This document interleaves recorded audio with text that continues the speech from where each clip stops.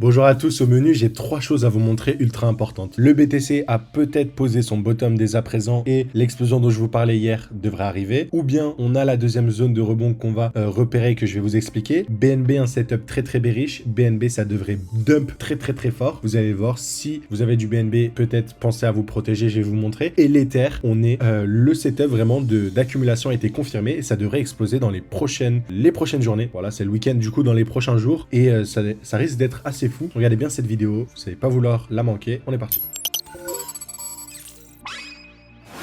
Comme d'habitude, j'aime toujours commencer par le Bitcoin dans mes vidéos, vous le savez très bien. Donc on va commencer par le Bitcoin, l'état des lieux, et on va le faire dès à présent très rapidement de manière succincte. L'état des lieux, je l'ai fait hier. Je vous ai juste dit que je m'attendais à ce que le Bitcoin rebondisse dans une de ces zones-là. C'est ce qu'on est en train d'avoir, on est en train de recharger. Et pour étayer les propos et vous montrer avec les Smart Money Concept, les deux zones que j'ai identifiées, il y a cette zone en verte, qu'il s'agit d'une G-Man. Une G-Man, qu'est-ce que c'est? C'est ce qu'on appelle en fait un bloc baissier à l'origine du mouvement impulsif haussier. Donc là, on a explosé. À la suite de ce retracement, on a connu l'expansion suivante, ok. Donc c'est un bloc où dès lors qu'on va revenir, on va voir le prix réagir à de multiples reprises. Dans ce bloc là, soit on a une réaction directe, ça repart. Souvent dans ce bloc là aussi, ce qu'on a, c'est une accumulation. Donc on va venir créer un espèce de faux support où les gens vont venir longuer le Bitcoin, se dire que voilà, c'est haussier, et mettre des stop loss à ce niveau là. Et vous allez voir viser peut-être des plus hauts et ainsi de suite. Vous allez voir qu'ils vont venir se faire liquider. Ou plutôt dans le sens où ici, bon, ils ont long, ça a marché. Ici, ils ont long, ça a marché, ça a marché, ça a marché. Là, on revient ici, ils ont long, ça n'a pas marché, ils se sont fait liquider. Ça permet de trouver de la contrepartie à la smart money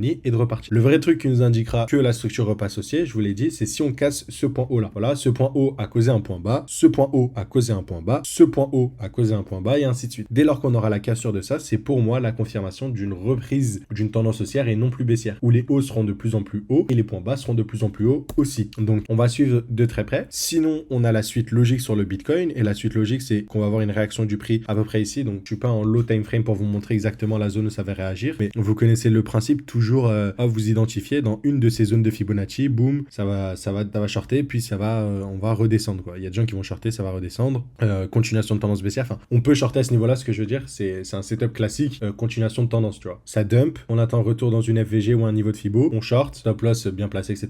On dump, on attend et ainsi de suite, ainsi de suite. C'est ce qu'on peut avoir. En l'occurrence ici, on verra bien ce que ça donne et voilà. Si jamais on a ce que je vous ai dit, continuation baissière, il y a cette FVG en daily que j'ai repéré qui devrait faire réagir le prix, ok. Et après, à ce moment-là, si jamais on transperce cette VG, on va beaucoup plus bas. Là, on est un peu dans le pétrin et c'est ce trait rouge qui devrait ne jamais être cassé pour que la structure soit haussière. Sachant que pour complémenter le tout par rapport à cette accumulation, ok, le point haut de l'accumulation, donc on appelle ça la tiers, elle est tout en haut, ok, et c'est ce point haut-là, ok, donc on appelle ça la tiers, et ça représente des EQH, donc une grosse poche de liquidité, beaucoup de gens qui shortent à ce niveau-là, donc attendez-vous à ce que ça soit une zone de high probability pour que la smart money revienne. Pour ça que je suis assez confiant que sur une de ces deux zones, on va venir liquider ces EQH. Je suis presque certain, presque convaincu, et ça collerait bien avec ce setup d'accumulation. En tout cas, on verra bien ce que ça donne. Le week-end, vous savez, le price action est un peu lent, mais on va s'attendre à quelque chose, selon moi, de plutôt cool. On verra bien ce que ça donne, mais toujours très haussier. Là, on aura du souci à se faire si jamais on transperce ça comme dans du beurre et qu'on vient casser les 60 000 $. Pour l'instant, rien d'alarmant, donc on verra bien. On va passer du coup au BNB, le coin de Binance, qui lui est dans un mood tout autre. Voilà, c'est vraiment un autre monde. On est sur un setup de distribution. Pour tous ceux qui suivent la chaîne YouTube, je vous ai déjà montré ce setup là à de multiples reprises. Si vous ne savez pas c'est quoi le setup de distribution, je vous invite à vous mettre en daily et d'aller voir le injective. Après un espèce de bull run qui revient taper des ATH, on va venir créer cette résistance, on va venir créer des liquidités là, on va venir créer ce qu'on appelle aussi la tiers, le point bas, cette fois pas de l'accumulation mais de la distribution. Donc c'est pas le point haut en haut, le point bas, ok. Et on est venu liquider parfaitement, vous l'avez vu. Donc voilà, belle mèche pour venir liquider tous les stop loss ici pour la contrepartie. Et à la suite, gros dump, ça distribue. Et après, voilà, moins 65%. Je dis pas que ça va faire pareil le BNB. Parce que voilà, au niveau de la distrib, c'est peut-être pas aussi long. Donc si on regarde à titre comparatif, il y a une certaine, j'ai envie de dire, c'est pas toujours le cas, mais une certaine proportionnalité par rapport au temps. Voilà, on est sur 80 jours où on a distribué avant le point haut. Ici, voilà, on est plus sur, voilà. En fait, on est sur le même ordre de grandeur. Donc c'est pour ça que je suis assez inquiet. Et ce que je regarde aussi en mensuel, c'est que voilà, c'est un token qui a fait que monter. Et il a laissé énormément de gap. énormément. On a notamment en dessous de la tiers que je vous ai indiqué une grosse FVG. On va venir combler. Et si je vous montre, donc là, certes, vous n'avez pas eu le point haut, mais avec un setup de distribution, on ne rentre jamais avant ce point haut. Le point d'entrée pour moi, c'est mesurer cette impulsion et rentrer sur ces niveaux de Fibonacci à peu près. C'est ça le setup à tenter. Et si vous regardez ici, par rapport à là et la tiers, il y a quand même moins 30% sur le BNB. Et si on regarde du coup la FVG, on descend à peu près. Juste l'entrée de la FVG, moins 31. Et si on regarde plus au milieu, moins 40%. Donc pour moi, c'est ce qui va arriver sur le BNB. Il y a vraiment une grosse baisse qui arrive. Donc peut-être se protéger dès à présent. Pour ma part, voilà, le BNB a été vendu. Très très petite exposition. Et si jamais vous arrivez à avoir une entrée ici, ça serait une entrée vraiment très très folle, très très fracassante. Il y a vraiment un setup à 3 de RR à peu près à venir chercher qui serait intéressant. En plus, on a voilà, belle trendline.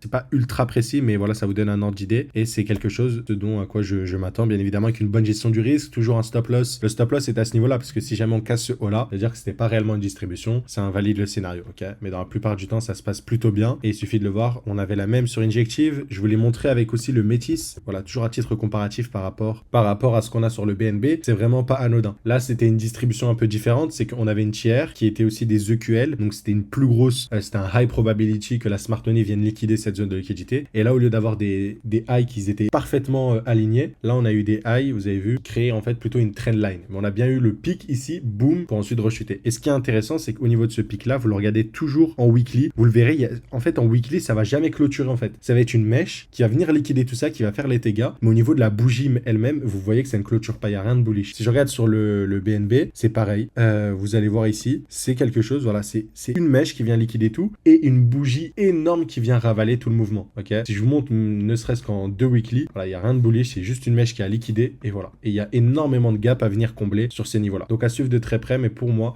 sur le BNB, il va falloir faire très très attention. Enfin, très attention. On va revenir sur des zones quand même de 500-400$, donc ça reste quand même une bonne performance par rapport à ceux qui sont rentrés à 200, ok? Mais ça vous indique quand même qu'il y a quelque chose de mauvais qui se prépare. On va terminer bien évidemment la journée sur notre ami Ethereum. Et notre ami Ethereum est sur le point de valider un setup d'accumulation. Je vous l'ai dit, ici en daily, on a l'inverted fair value gap. Je m'attends à ce que ça rebondisse. Pour moi, ce sera l'un des derniers points de recharge sur l'Ether avant qu'on explose, ok? Je vous parle pas, j'ai même pas besoin de savoir qu'il y ait des ETF, pas des ETF, ok? Sachant que j'ai toujours été bullish malgré que l'Ether ait des ETF ou non. La structure ici était pas très claire, ok? Mais dès qu'on a eu la cassure, je vous avais dit que là, bon, l'accumulation était pas très claire, donc je m'attends à ce que ça baisse. Par contre, si on a une cassure du dernier high, voilà, ça repartira aussi ce qu'on a eu. Retour dans une inverted fair value gap, l'une des dernières zones pour recharger. Si je regarde, cette zone-là étant daily, j'utilise la règle des 30. C'est ce qu'on apprend au sein de l'école. Du coup, au sein de l'école qu'on a, donc l'école GAZ Composite, c'est quelque chose dont je parlais aussi à mes élèves. Donc, vous pouvez rejoindre tous ceux que ça intéresse et d'apprendre les smart money concepts. On a un accompagnement qu'on vous propose. On a un suivi de portefeuille aussi. On a un portefeuille au sein de l'école. Je pense que vous en avez déjà entendu parler. Donc, si jamais ça vous intéresse de nous rejoindre, on est vraiment à l'aube de quelque chose selon moi. Et c'est peut-être l'un des derniers moments pour vous former et pouvoir profiter en fait de ce bull market. Donc, si ça vous intéresse, vous pouvez réserver un appel avec nous totalement gratuitement, 15 minutes. On voit si notre accompagnement vous correspond, si ça vous intéresse, etc. Et après, vous pouvez nous rejoindre ou non, bien évidemment. Donc, n'hésitez pas bien évidemment à nous rejoindre. Voilà, c'est tout ce que je vais vous montrer en vidéo, tout ce que je sais, je vous l'apprends au sein de cette école. Du coup, au niveau de l'Ether, qu'est-ce qu'on a? On a une structure très très cool. Ok, donc on a quelque chose en daily. On va toujours en 45 minutes, donc on prend la time frame dans laquelle on repère nos zones d'intérêt, que ce soit la demand, la FVG, etc. Et on divise cette time frame par 30. Du coup, daily, c'est 24 heures qu'on va diviser par 30, c'est pas bon. Donc je vais mettre 24 heures sous forme de minutes, je vais diviser par 30, ça va faire 45. 45 minutes, enfin 48 minutes fois 30, ça fait une journée. Ceci étant dit, vous le voyez juste ici, donc on a bien créé ce support, on a une tiers à ce niveau-là, et on est venu liquider à la baisse, et on est venu liquider à la hausse. Okay, donc le point d'entrée optimal, ça serait sur ces niveaux-là, mais je vous invite à rentrer à la cassure, c'est aussi très pertinent. Et là, ce qu'on va viser vraiment, si on arrive à avoir le bottom parfait, c'est ça qui est cool avec les SMC, c'est que on optimise les points d'entrée, les stop loss, etc. On va venir chercher au moins le point haut, ok, donc que ce soit celui-là ou celui-là, et on est sur un RR de 3,55. On n'oublie pas bien évidemment quand le prix arrive à la tiers, donc la target minimale d'une accumulation. Une accumulation peut s'arrêter à une tiers et ensuite repartir beaucoup plus basse, comme ce qu'on a là. Donc on met son stop loss break-even, on le monte, etc. pour réduire la perte qu'on va encourir. Et voilà, c'est de la gestion active et c'est ce qu'on peut avoir. En tout cas, sur l'Ether, le bottom a l'air d'être touché. Pour ceux qui connaissent, là, il y a une figure un peu de marteau en daily sur l'Ether qui vient liquider mais qui ne clôture pas en dessous de ces niveaux-là, ce qui est vraiment un très bon signal. Donc je m'attends vraiment à ce que l'Ether, à partir de là, puisse vraiment exploser. Voilà la position donc que je vais tenter sur l'Ether. Sur le BNB, je vous ai montré. Sur l'Ether, maintenant, vous avez vraiment le truc. Sur BTC, vous avez la même chose. Vous pouvez rentrer à la cassure, le stop loss géré, etc. Sur l'Ether, voilà voilà, je suis très confiant techniquement. J'ai pas attendu ce setup d'accumulation. Je suis rentré dans la IFVG, ok, parce que je savais qu'on allait avoir une réaction ici. Donc je suis rentré au niveau des 3440, 450, un truc du genre. Donc voilà, pas d'inquiétude à ce niveau-là. Mais c'est ce dont à quoi j'ai envie de m'attendre sur l'Ether. Donc très très bullish. Voilà, ce sera tout pour cette vidéo. Je vous invite vraiment à regarder l'accompagnement qu'on me propose. Ça pourrait vraiment changer votre vision du marché, comment vous analysez, comment vous tradez. Ça vous donnerait vraiment une certaine indépendance. Avoir quand même les bases en analyse technique, avoir les bonnes zones d'achat, les bonnes zones de vente, un minimum sans vraiment timer. Mais tu vois, juste repérer ces zones-là, juste pour avoir des bons points d'entrée et pas forcément acheter le top comme tout le monde. Ils se disent ça va pump, etc. Voilà. Donc n'hésitez pas. Sur ce, je vous dis à très très vite les amis. Voilà, on se retrouve demain pour une nouvelle vidéo. À très vite. Ciao, ciao.